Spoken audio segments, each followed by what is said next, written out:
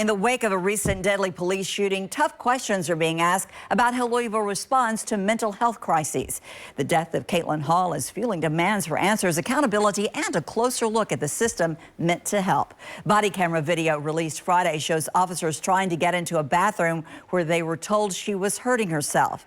2 officers shot Hall when she came out of a holding large piece of broken porcelain. And while most crisis calls in Kentucky are resolved over the phone, major challenges remain when someone needs help in person.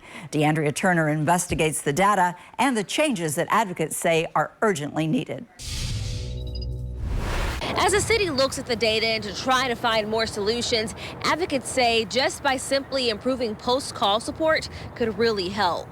We don't really have what I would call a shortage of people in crisis, but a shortage of what comes after that crisis moment. Kentucky's 988 crisis line reports that 98% of calls are resolved over the phone.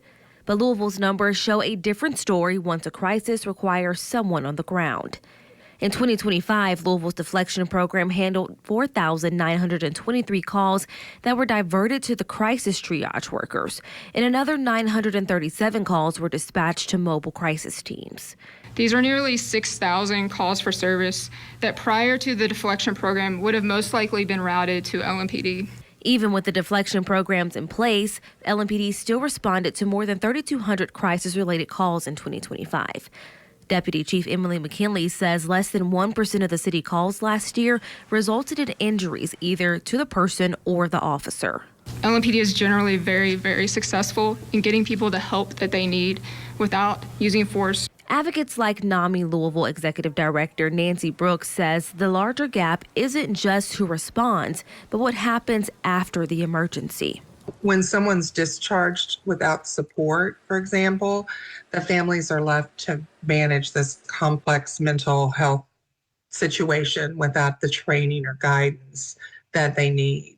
And so we don't lose people in the ER, but in the days and the weeks that follow that emergency admission to the hospital. Brooks says many families don't know these services exist.